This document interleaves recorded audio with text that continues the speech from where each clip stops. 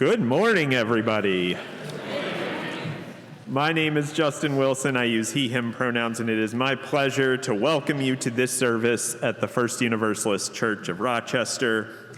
If you are here for the first time this morning, well, we have great music. We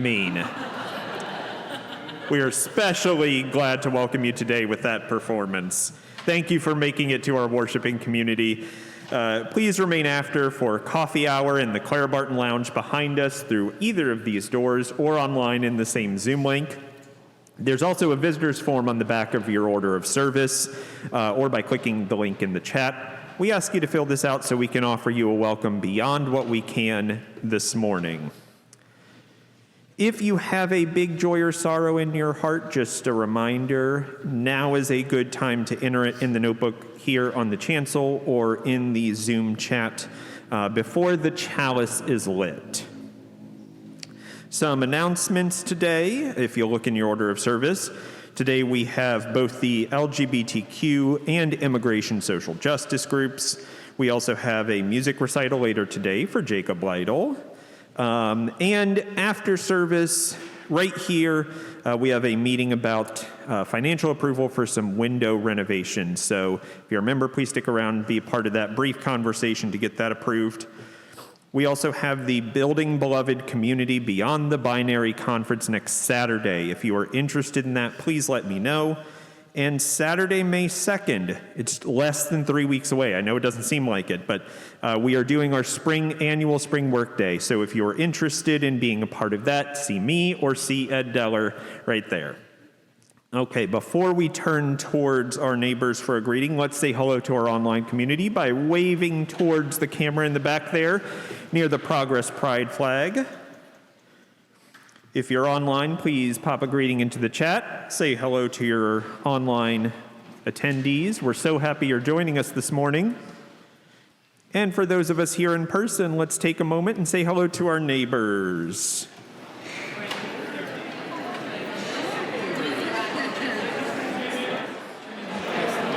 I invite you to finish your conversations and have a seat. We have a special treat. This time of year, we get testimonials. And they are such a wonderful way to get to know members of our community. And today's testimonial is from Lisa Gwinner. Is this mic on? I don't think so. Is it on now? Excellent, thank you. Well, as Michelle said, good morning, church family. My name is Lisa Gwinner, and my pronouns are she, her. I'm up here because the stewardship team asked me to tell you why I became a pledging member of this church. So I was raised Catholic in the 1960s and 70s, but it was never a very good fit for me. I liked worship, pageantry, stained glass, and the smell of incense, but my family never really connected to anyone at church. I had no friends there. It was just an obligation. Also, I became aware at a very early age that girls are not valued in the Catholic Church. There wasn't ever a feeling of spirituality in my religious learning. And I was just never able to believe what they were teaching me. Fortunately, my family left the church after I was confirmed at 13. I think they felt like they had to get one kid confirmed. And my brother, he didn't care. In terms of spirituality, I was pretty much left to my own devices. In 1977, when I was entering my second year of college at MCC, my father took a job in Schenectady.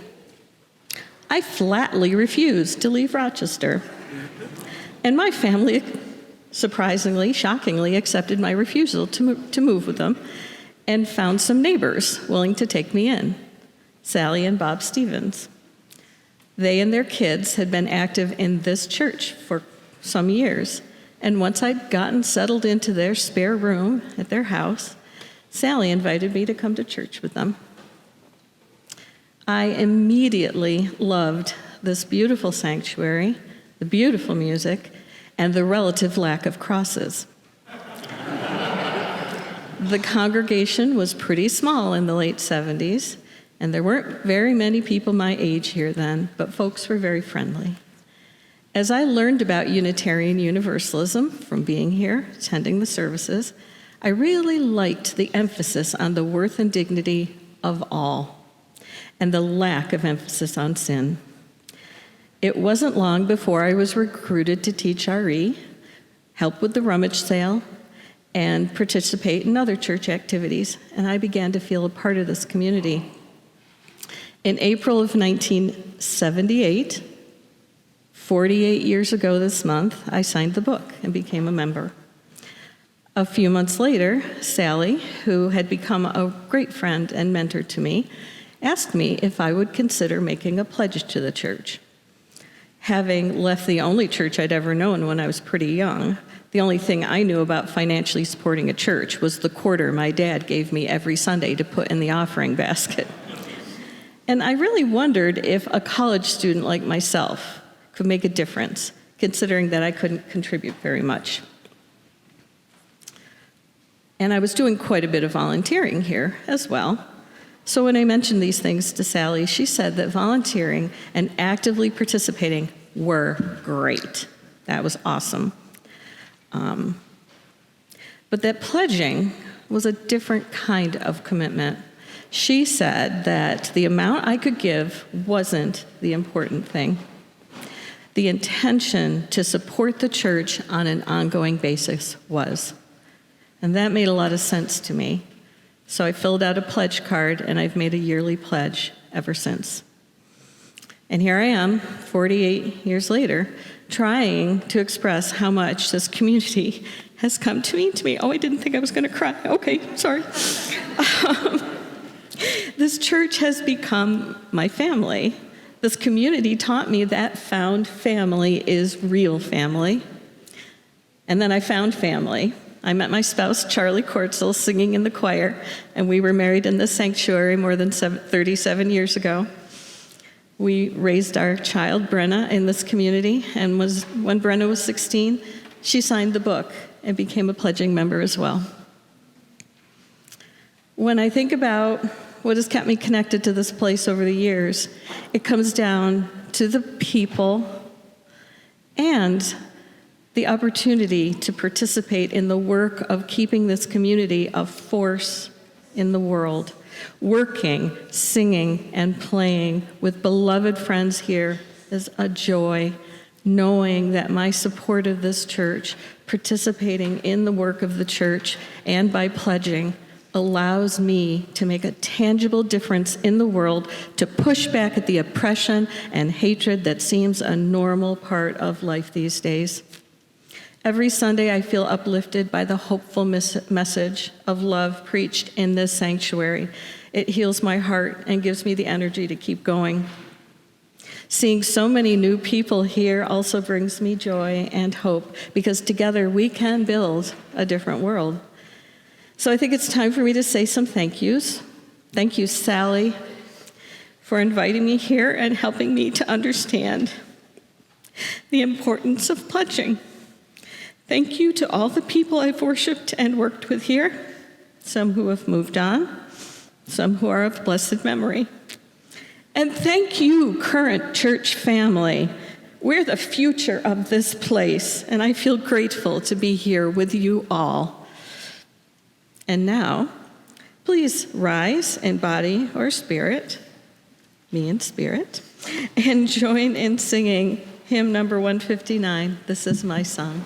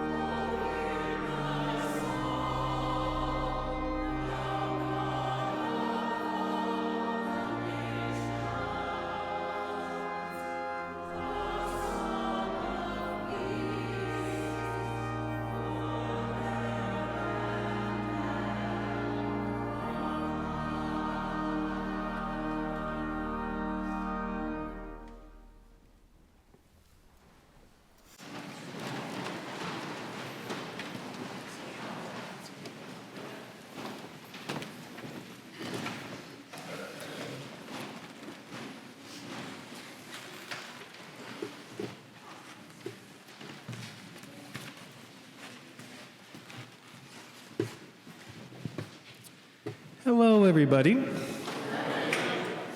I'm Willow. I go by she and he pronouns, and it's lovely to have you all here today. I'd like to start our service today with a fancy word that I am certain to mispronounce. Satyagraha, a word that Gandhi coined, which means truth force, but is sometimes also referred to as soul force. As those who have studied the life of the late Dr. Martin Luther King Jr. and the civil rights movement may recall, the term soul force came to be in Dr. King's vocabulary as he was very much influenced by Gandhi. If you indulge me for a moment, I'll quote Gandhi's own definition of the term. Its root meaning is holding on to truth, hence truth force. I have also called it love force or soul force.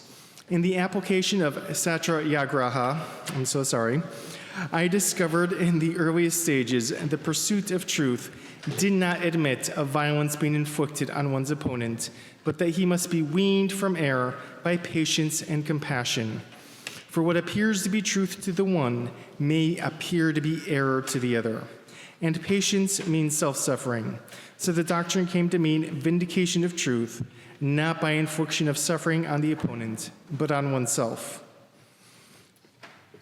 One of the important principles of Satyagraha is the idea of radical humility. We must not only overcome our adversaries through patience, compassion, and application of truth, but we must also be prepared to listen to them, as what appears to be truth to the one may appear to be error to the other, and we must be ever prepared to remove error from our own hearts, especially when truths are taught to us by those who oppose us. For if we do not change our hearts when presented with the truth, why should they? I have a personal example of this. I was around 19 or 20 and serving on my traditional missionary service as a member of the Church of Jesus Christ of Latter-day Saints. And yes, it's a mouthful to say that every time. Our job at the dawn of our adult life was to be called elders, and to quote the founder of Mormonism, Joseph Smith Jr., was to declare, "The truth of God will go forth boldly, nobly, and independent till it has penetrated every continent, visited every clime, swept every country, and sounded in every ear." It's a little pretentious. And as you might imagine, the LDS faith has some quite stark theological differences with the Unitarian Universalist perspective, not least of all the sexism, racism, homophobia, and transphobia. I have very mixed feelings about my missionary service, because in despite of the cultural imperialism of it all, the memory I'm about to recount to you is one of the core memories of my adult life, and was a truth well worth learning, even if it's from a period of my life when I was the enemy. My companion and I had been teaching a gentleman for some weeks, and my companion, who was the senior companion, and therefore was in charge of our attached at the hip, pseudo-marriage, but no homo, partnership, had decided the gentleman we were teaching was ready for baptism. I remember sitting back and listening to him quote scripture after scripture for something around 40 minutes, explaining to our friend in vain why it was the right time for him to be baptized. And I sat there and listened, because he was the senior companion, and therefore, like a benevolent dictator of a husband, must therefore know best. Except he didn't. I got tired of his rambling. I think the other guy probably got a little tired too, honestly. Finally, I spoke up and asked a simple question that cut through all the noise. Is there a reason why you don't want to get baptized right now? My companion had been so preoccupied telling our friend what to do, proclaiming the truth, he had neglected to even consider asking for his perspective. Our friend explained to us that he had rather enthusiastically joined another church recently, only to fall out of fellowship with them after only a few months, and that he did not want to make the same mistake twice. Entirely understandable, and not a problem you can fix by throwing Bible quotes at someone. What a lesson to have learned at 20, to listen and emphasize before preaching and commanding, to choose compassion and empathy over authority and seniority. As the saying goes, and I hold this truth to be universal and not owned by Universalists, God gave you 2 ears and 1 mouth. You should therefore listen twice as much as you speak. And I might add that occasionally that involves speaking out of turn when someone needs to be told that they should be listening instead of speaking. And with that, my dear family, let us listen to each other. Let us listen to the quiet and the vulnerable. Let us listen to those who would do us harm. Let us listen to those who don't speak with the same words as us, or even words at all. Let us speak our truth and insist on being listened to. And as we listen and are listened to in return, that listening is in of itself a kind of worship. Let us now listen with, and therefore worship with each other. And now we are going to do the chalice lighting. And as Sage comes forward to light our chalice at First Universalist, and you light a chalice in your own homes, please join me in our chalice lighting words spoken in unison. May we be a people of welcome, here to grow in heart and mind and spirit, and may we reach out to serve our community. Thank you. Please write in body or spirit for the affirmation of faith.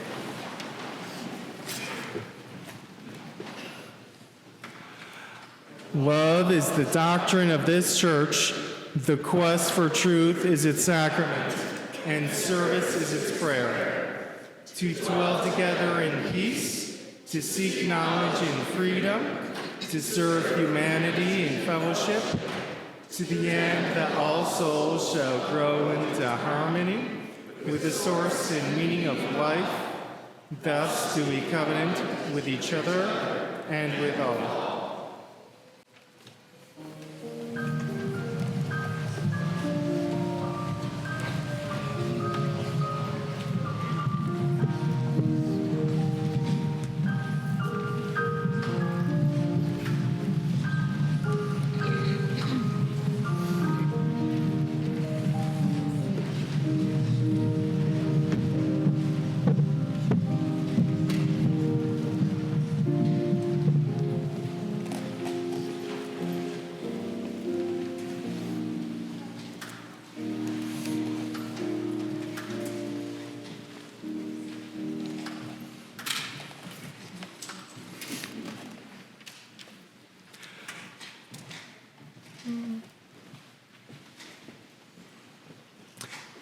Thank you for being patient while our choir assembled.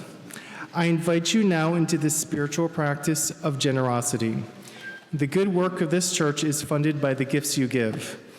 Part of that good work is the ministry of the Immigration Justice Circle. This newly formed team is envisioning how we can show up for our immigrant neighbors and resist harmful anti-immigrant rhetoric and policy. Would any members of the Immigration Justice Circle present please raise your hands here or online? That's wonderful. We are so grateful for your contributions to the life of this church and the needs of the world. Let us give with grateful hearts this morning.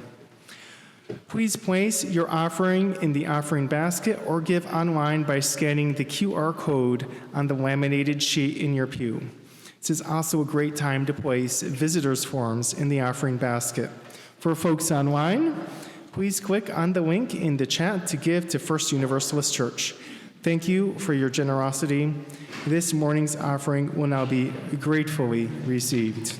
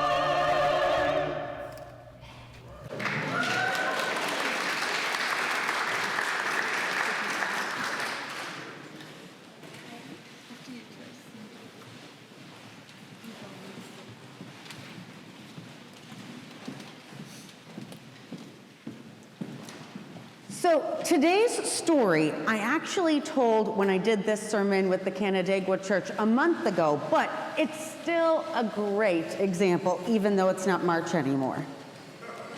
So I want to talk to you about St. Patrick. So if there's anyone who wants to come up to the story blanket up front, you certainly can, and you would be welcome, but you can also stay with your grown-ups and other family and big people.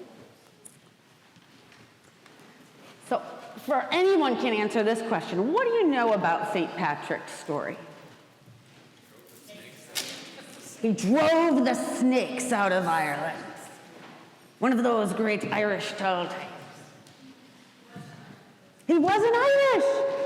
It's so funny. He's the patron saint of Ireland, but he wasn't Irish. Anybody know where he originally was from? I don't know if I heard it, but Britain. He was British. And when he was young, he was actually kidnapped by like pirates, marauders, and sold into slavery in Ireland. And so he learned the language and the culture and got to know the people. But when he was a teenager, he escaped back to Britain and then was inspired, became a priest and then a bishop, and then decided to go back to Ireland where he had lived as a captive and to share the good news of Christianity, of the gospel, Jesus, whatever part of it spoke to him and helped make his life better. Right? What other things do we know about Patrick? So I have a few other things that I found out, things that I didn't even know until I researched this. Likely, his name, oh, go ahead, Bill. He had a clover with his 3 parts to explain God. Yes, he used the clover, or sometimes called the shamrock, to explain God. Now, we are Unitarians, but most Catholics are Trinitarians. So the idea that they're God and Jesus and the Holy Spirit are all different parts of the same thing. So that's how they explained it. But to us, it's all just God. Well, our theological ancestors. And what that tells me is Patrick appreciated that sometimes the way information was shared was like, we know the special information, and you little people, you just nod your head and say yes. Exactly. And Patrick had the idea of like, no, everybody should be part of this. You should be able to understand your faith and what you're a part of and what people are saying to you. So the other things I learned is it's likely that his name was not Patrick, but likely Merrick, but because he was a father, they called him, the Irish word for father is close to Patrick or Padre or other versions of father, Patrick. And he is not a saint. Not officially. So St. Patrick lived during the 5th century. The Catholic Church didn't have a procedure for making people a saint at the time. So he's not like, he didn't check the boxes, he didn't pass his regents exams for sainthood or anything like that. It was the people at that time who decided if somebody was a saint or not. And if you were a good enough person, an inspiring person, a helpful person, then they called you a saint. So kind of like in our tradition, like you might have to go before the UUA and the MFC to be granted fellowship, but it is the people, the congregation, who ordain our ministers, who say, yeah, we think you're that. So the big reason I told this story is when you hear a story, but then you find out there's different versions of it, or that parts of it weren't true, does that change how you feel about the story? Just because a story is not true doesn't mean it's not a good story or doesn't have a helpful message. But just because it is true doesn't mean it's inspiring or helpful either. Now, the snakes out of Ireland thing, here's the other thing. There has never been snakes in Ireland. Prehistoric, fossil record, no evidence. So really, they think they're talking about the pagans. He drove the pagan people out of Ireland. Were the pagan people so bad? There's good people and bad people in every group of people. But it's just the way that the story gets twisted of saying he's a hero and they were bad. So I want, when you hear stories, whether they're stories presented as stories or just somebody talking, consider what is it that they want you to take away from this story? What is their angle? What are they trying to convince you of? What is the story trying to tell you versus what you might actually believe? Because it might be different. Stories can affect us. They can bring out our emotions, and that's the best time when a story makes you feel hopeful, but especially when it makes you feel scared or angry. To look closely, extra closely, of what's going on here. Because sometimes people use stories to manipulate us, to get us to do what they want. Right? But hopefully, you have more people like this guy, this St. Patrick, who just wanted to reach out and share information and give a message of hope. So, thank you so much for coming up for the story, and I would like to engage any of our other helpers who would like to help with the food in gathering. So if there are those here who have food with them, if you want to raise your hand, and if there are young, strong helpers who might want to go and get said food and bring it over here, the food that we collect goes to the Nestor Street Community Cupboard. Oh, I see hands. I need helpers. Can you get some food for me? Thank you. And if you're in the back, if you want to help out too, even if you didn't come up here for the story, we could use your help. Awesome. Thank you. And certainly we also collect funds for the Nestor Street Community Cupboard, as food cupboards can leverage funds to get what the people really are needing in bulk.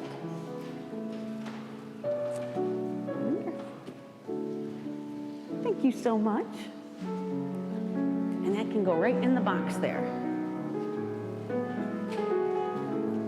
Beautiful. Thank you so much. And so I invite you, if you want to, young folk want to go to children's worship upstairs with Miss Lily, Miss Carol, and Miss Pam today. I will miss you, but I'll see you next week up there.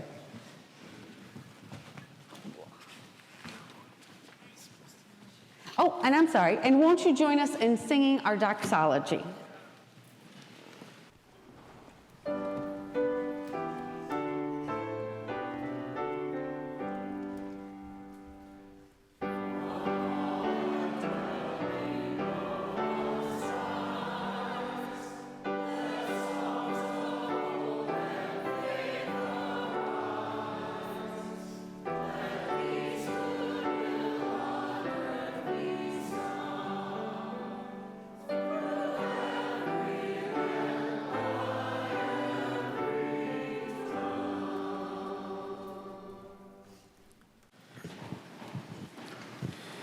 I invite you now into this reverent time of sharing the joys and sorrows of our gathered community. If you would like to, you can place your hand over your heart to be able to listen from this heart-centered place. We know so much is going on in our world today, and if you have sorrows or joys to share on behalf of our national or local or global community, you are truly encouraged to do so today and into the future. As Willow places stones into a bowl, I will read aloud the joys and sorrows of our gathered community. We share a joy with Richard and Bill.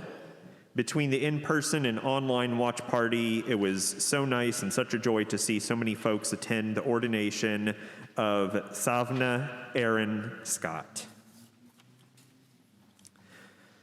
Lyle Jenks shares a joy in anticipation of Jacob Lytle's super senior recital here this afternoon, and we welcome his family here with us. Kitty shares a sorrow that Carl Abbott has had a serious stroke, and is in palliative care at Strong. Thankfully, Nancy is surrounded by family and friends. Bill shares a joy regarding the moon exploration or story this past week, and it reminds us all to draw the circle wider. We share a sorrow that Paula Marchese fell and broke her arm in 2 places. Cards are welcomed. We share a sorrow with Zeppelin, anxieties for continued car and financial struggles. We also share a sorrow that Keith Stott was taken to the hospital Friday. He has pneumonia, but is responding to treatment, with a joy from Marianne that she is there at the hospital with her dad. We share a joy from Ezekiel and others to hear Lisa's testimony this morning, and thanks for sharing it with us. Paula also shares a joy that she is thankful for the caring committee's support during her recovery from a fall. And lastly, a joy from the Pita family. Chelsea has earned her license for counseling in New York State this week. And Alex ran into Reverend Michelle at the library yesterday. Yeah. Today, we also share in a community ritual to honor the many joys and sorrows we bring into this space, whether read aloud or kept in the silent sanctuaries of our heart.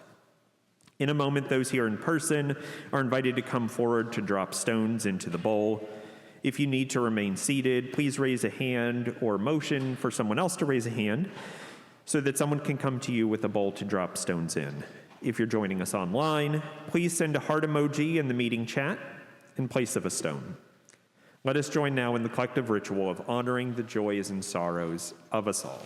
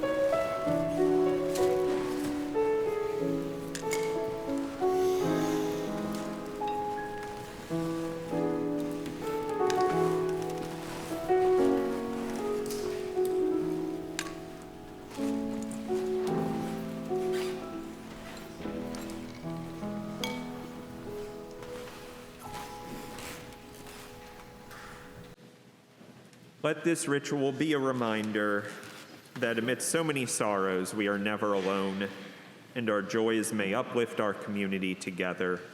Now the circle of our care is drawn larger, and may it increase forevermore.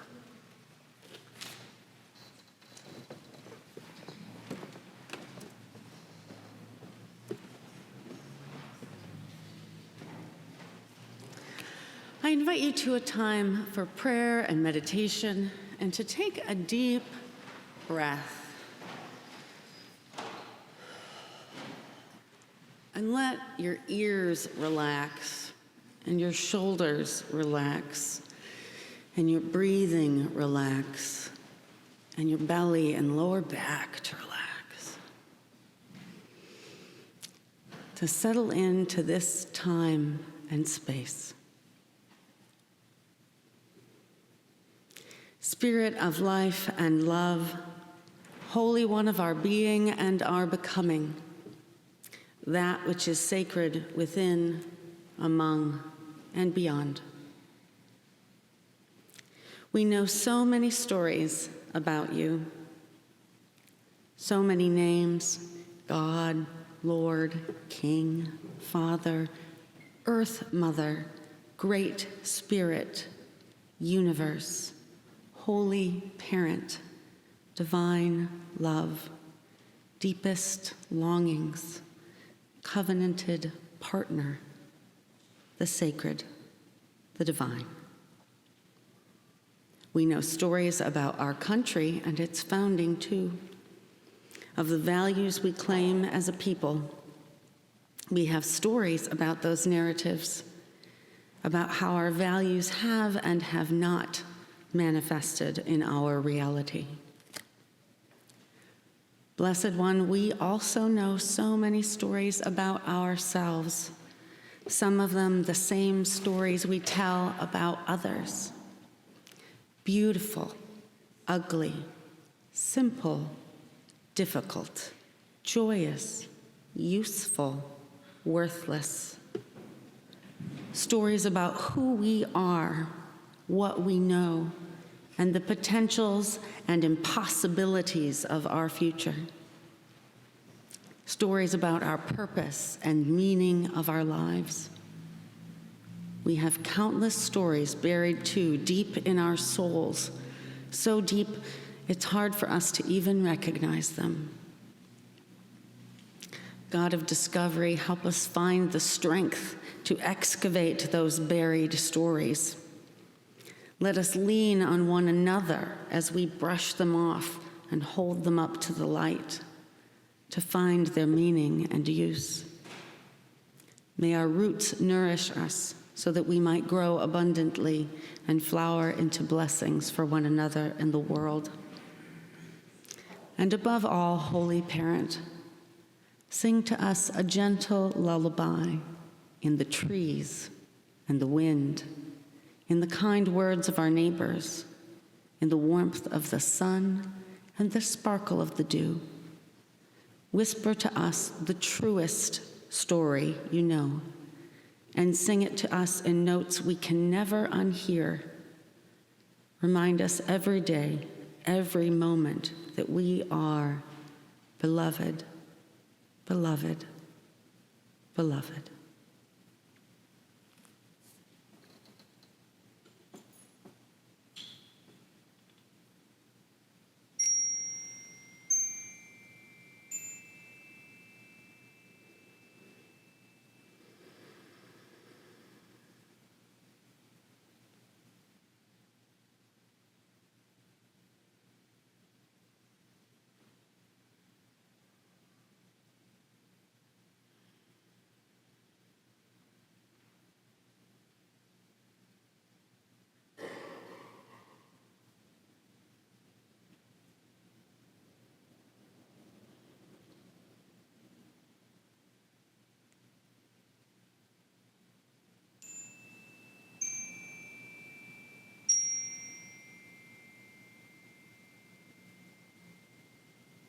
Amen. Blessed be, and may it be so.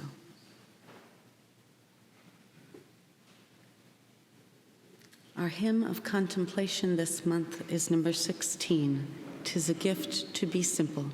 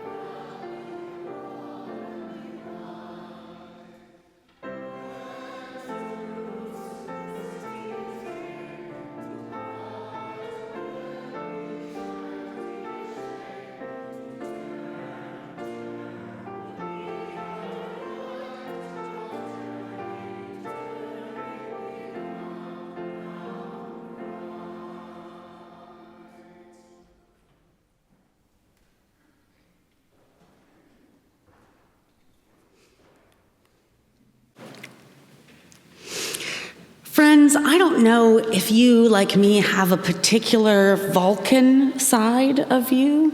I think it's a cultural thing. Yes, exactly.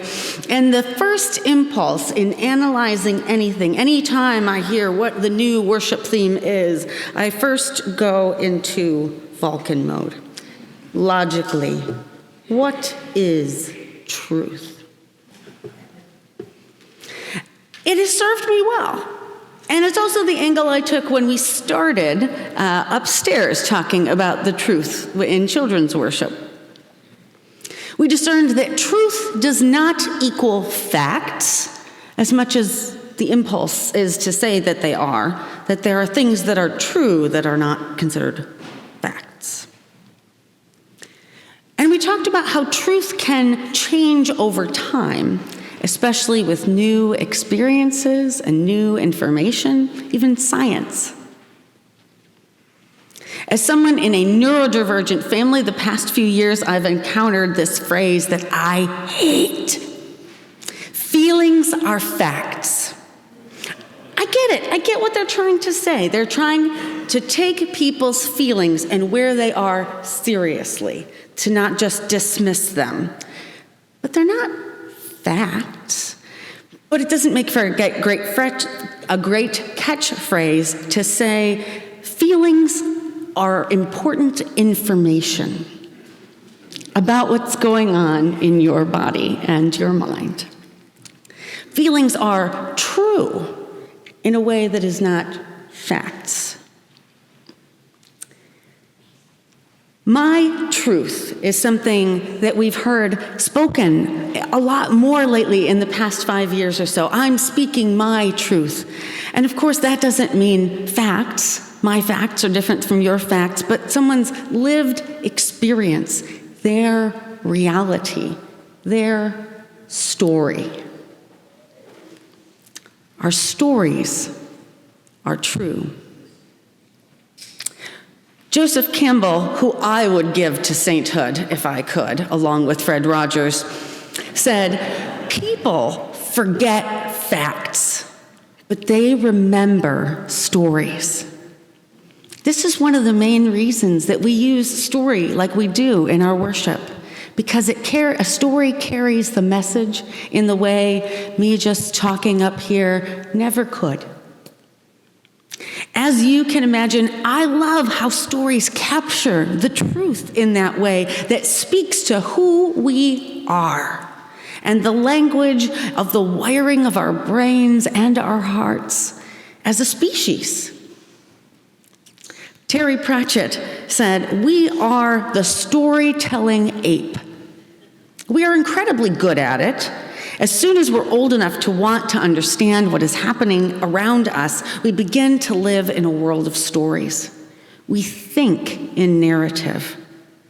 We do it so automatically we don't even know that we do it. And we've told ourselves stories vast enough to live in. In the sky above us, patterns older than our planet and unimaginably far away, we have fashioned into gods and monsters. But there are bigger stories down below. We live in a network of stories that range from how we got here to natural justice to real life.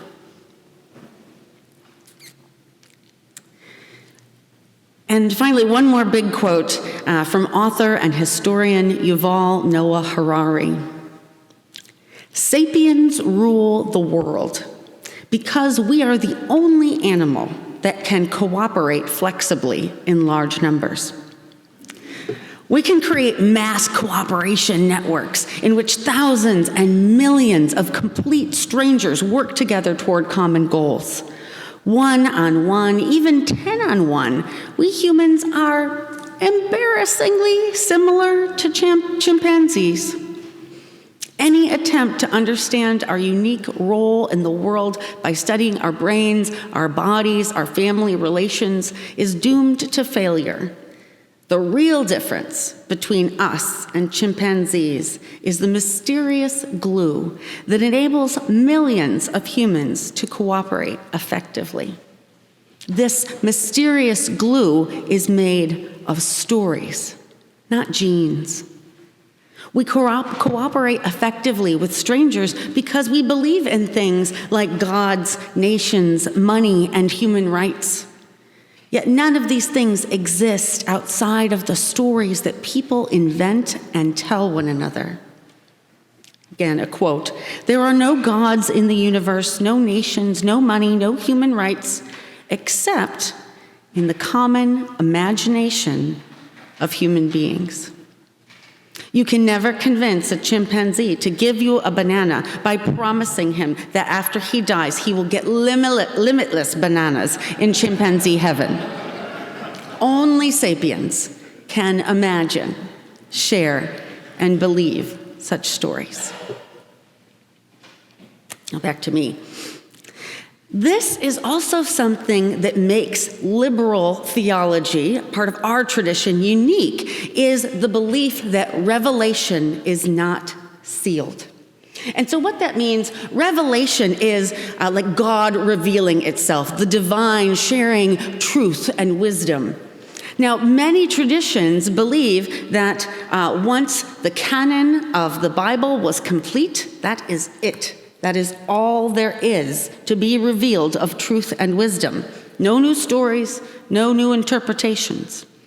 But the liberal theological branch believes that information, wisdom, and truth is constantly being revealed to us in new ways through something you overhear a stranger say on the subway, or what we talk about in coffee hour later today, or something that our kids say that really was a misunderstanding, but also an understanding in a different way.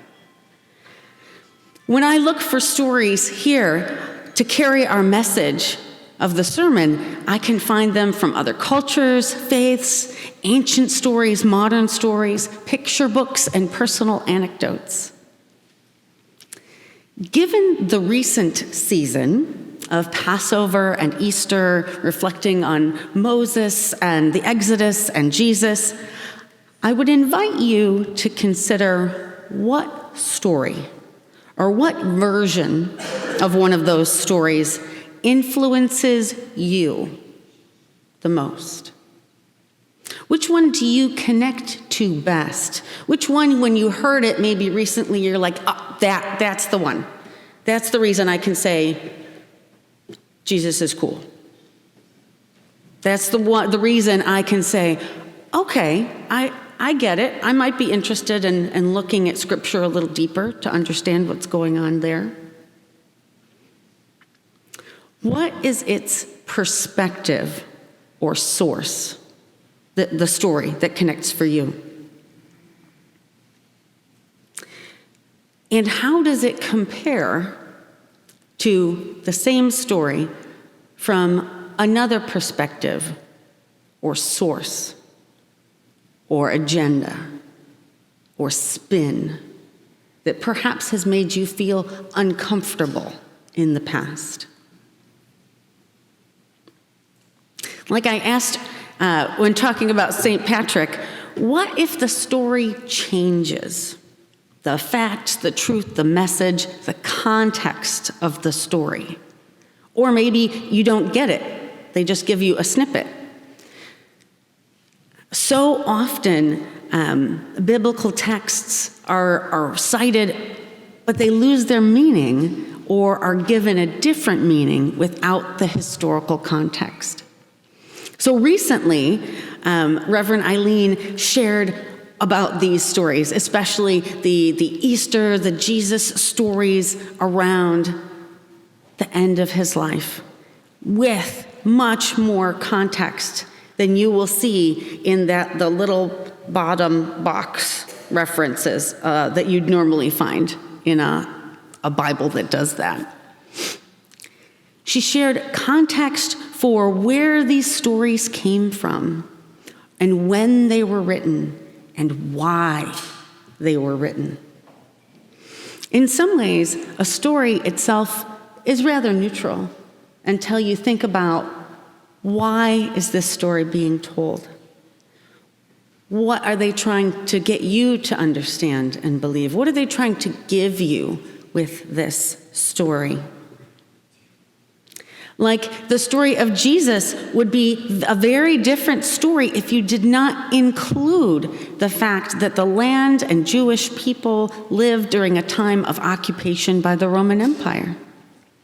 That bears a huge feeling on everything that's happening. The tension level goes up when you realize that that is part of the story. In children's worship this year, we've been trying to look at Bible stories and their different interpretations. We'll read the story and say, hey, what have you heard about this story? Maybe at school, what have other people said that this means?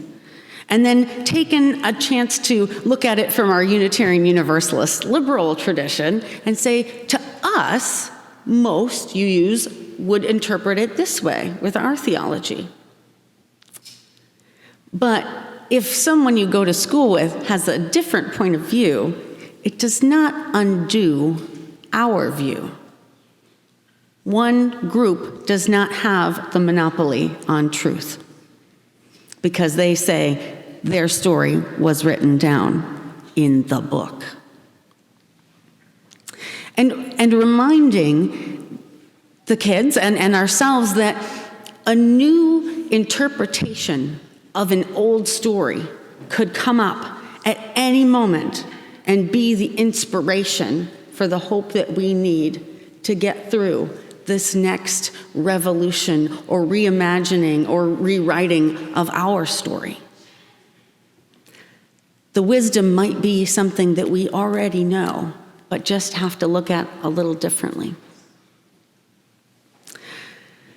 So, reframing a story for influence over the truth plays a big role in psychology, even our self-talk. When we do self-help, we are invited to reframe the story that is happening in our brains in order to influence our experience. It worked out so well for this. The new season, second season of One Piece, the live action on Netflix, opened up, which is a show where superpowers exist after a fashion. Thank you. It kicks off bringing in this theme. A villain from season 1, after sharing with the hero his twisted version of the story that he's going to tell everyone, says, the most powerful thing in the world isn't a weapon, superpowers, or even a dream. It's a story. Now, I wanted to bring in, because of what's going on in our political climate right now, some scary stories that have influenced our world, and it's important to know. So the first scary story, and I noticed the time, is the Nazi Christian story. To know that Nazi theologians, primarily through, and this is a real thing, the Institute for the Study and Eradication of Jewish Influence in German Religious Life, established in 1939, created a Nazi Bible. a de-Judicized version of Jesus, portraying him as an Aryan warrior fighting against Jewish influence. They revised the New Testament to remove Jewish names and Old Testament references, presenting Jesus as a martial, a warrior hero battling Jewish capitalism and miserliness. Jesus is framed as a Galilean, not a Jew, trying to put Judea as a Jew land, and that Galilee is a separate, perhaps even Aryan land. They removed all genealogies tracing Jesus to David and removing terms like rabbi, master, or teacher. They depicted Jesus as a combative figure, and clearing the temple is a favorite image used to justify violence. The aim was to create a positive Christianity that was compatible with the National Socialist ideology, aiming to destroy the Jewish foundations of the faith. These efforts aimed to replace Christian doctrine with a Nazi-sanctioned religion where Hitler portrayed himself in a messianic light, often depicting Nazis as the true heirs of Christ, finishing his work. Now, if that's the story you're told, you might do things differently than you would otherwise. And my second scary story is about Christian Zionism.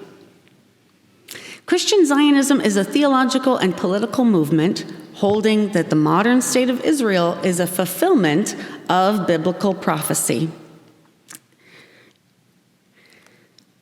and is essential to the second coming of Jesus. It adheres to a very precise literal timeline for gathering the Jews in Israel and rebuilding the third temple and a final apocalyptic battle at Armageddon, culminating in Jesus returning to rule Jerusalem. Many Christian Zionists believe that this is the last era leading toward the rapture and Christ's return, and that the establishment of the State of Israel in 1948 and the occupation of Jerusalem is seen as critical and divinely ordained events facilitating Christ's return. The prophecy is viewed as a series of events, and this perspective drives significant political support for Israeli control over all of Jerusalem and the West Bank, often opposing this two-state solution. Many view that this story has to include culminating unavoidable wars and catastrophes before Jesus sets up his reign of peace. While many Christian Zionists believe that during the end times, many Jews will perish and the survivors will ultimately recognize Jesus as the Messiah. And if you have been told this story, often they say it mandates us to give strong political support to Israel, and it profoundly influences these people's influence on U.S. foreign policy towards the Middle East, and has for decades. It's a scary story if someone believes that this is true and this is what should happen and feels that they need to act and make choices to move it along.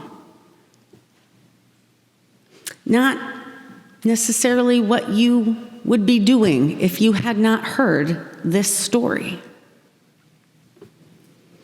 I think that this story of Christian Zionism is going on right now with unit leaders telling soldiers this war is divinely ordained. I think it's part of the conflict that our current administration is having with the Pope. And it is worth asking, what story are they telling us and why? What story are they working from? And how does that affect their unspoken motivations and goals? And then, okay, well, that's not my story. What story have I been told? What story am I telling about what the world should be like, about how we should act? What story am I working with? And it helps in times like these when a different story that is scary to you seems to be very clear, and you're not sure and clear on what your story is. So I have found it incredibly helpful and hopeful to find your story. Find the stories of rebels and revolutionaries to feed your creativity, inspiration, and hope. In our house, we're big Star Wars geeks. Watch Andor, it is devastating and inspiring. We have friends everywhere. Revisit the story about what you love about our country and what makes America beautiful. Hold on to that. That's your story. That's part of this country belonging to you. Consider what connects your story, who you are, your journey, and your identity as a Unitarian Universalist. Notice where those UU values come in to stories that inspire you and motivate you. Let it give you strength and hope, because rebellions are built on hope. It's another Star Wars quote. Finally, I want to share with you a small, real-life story of hope. So I am in one of these Curb Alert Facebook groups.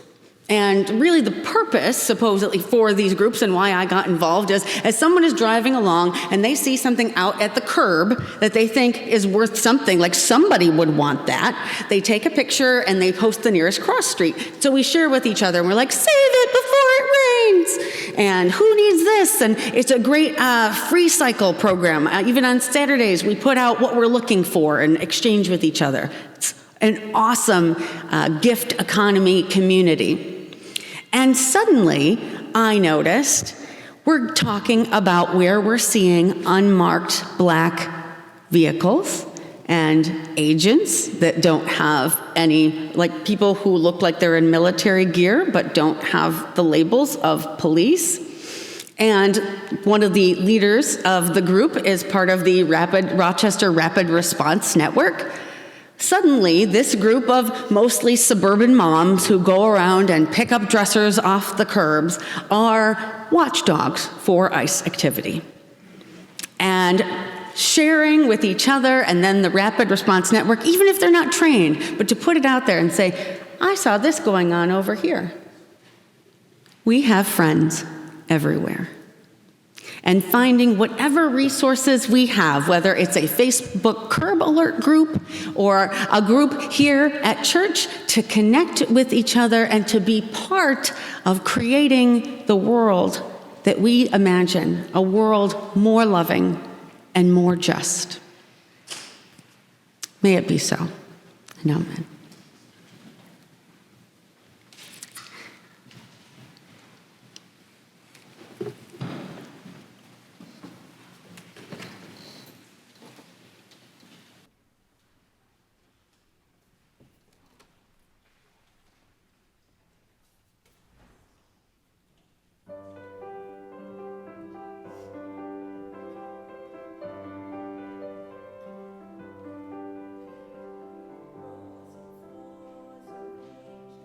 Air and ice cream castles in the air and feather canyons everywhere. I've looked at clouds that way, but now they only block the sun. They rain and snow on everyone. So many things I would have done, but clouds got in my way. I've looked at clouds from both sides now. from up and down, and still somehow it's cloud illusions I recall. I really don't know clouds at all.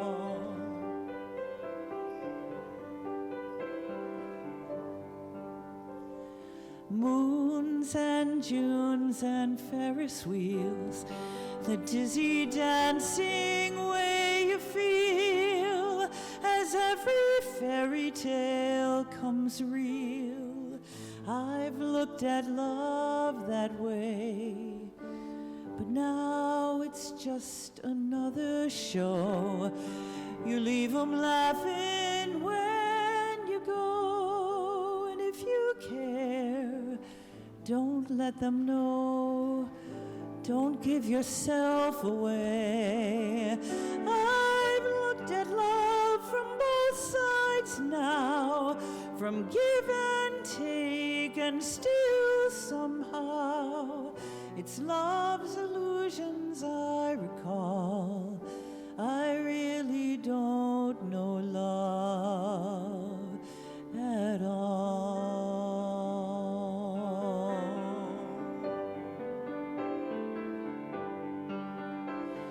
Tears and fears and feeling proud to say I love you right out loud.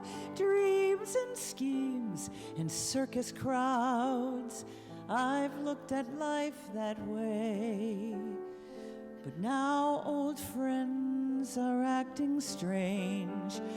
They shake their heads and say I've changed. Well, something's lost, but something's gained in living every day.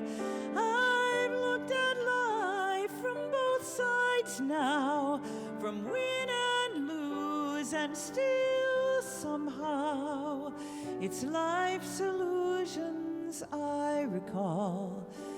I really don't know life at all, at all.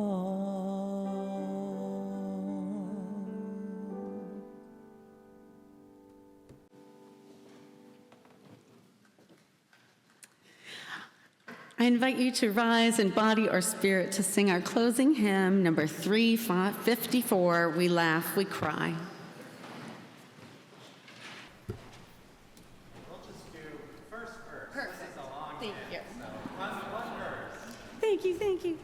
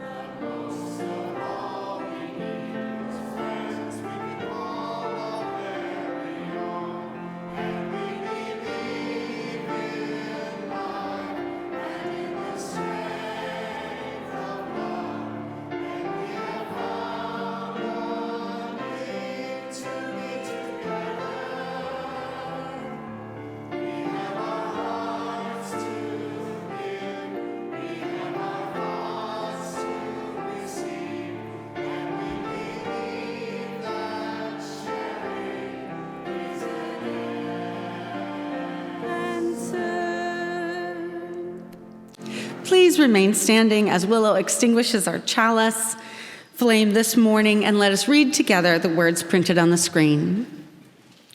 We extinguish this flame, but we keep its light in our hearts, its message of love and justice, taking it outside these walls to the world we live in until we are together again. As we close our service this morning, I invite you to place a hand over your heart.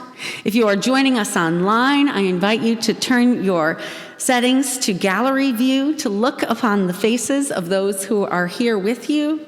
And for those of us in the room, to take a moment to look around at those who are here with you today. Our church family, our companions on the journey. Look carefully at the stories people offer you. Find and hold on to the stories that offer you truth, comfort, and inspiration. And remember, your power is all in the telling. Amen. Everyone is invited to join us for coffee hour immediately after we do a brief vote. So if you are not a member or voting, you can go ahead to coffee hour if you like, but please, please, otherwise our members, won't you stay for a very quick vote? And then for those of you who are joining us online, you also can participate in the vote, and then you will have online coffee hour afterwards. Thank you so much. Before I sing the postlude, I just want to give some special thanks to some people who probably are going to be mad that I'm doing this. But in November, we were able to put together a very special concert with the Rochester Philharmonic Orchestra. And that choir would not have been able to exist without the very real help of Clint Swingle, Katie Forbush, and Brian Moomey, as well as Brock Chesvold. And so I'd like to publicly thank you all again for being such gracious hosts and welcoming us into this space, because that concert wouldn't have happened without each of you. Thank you.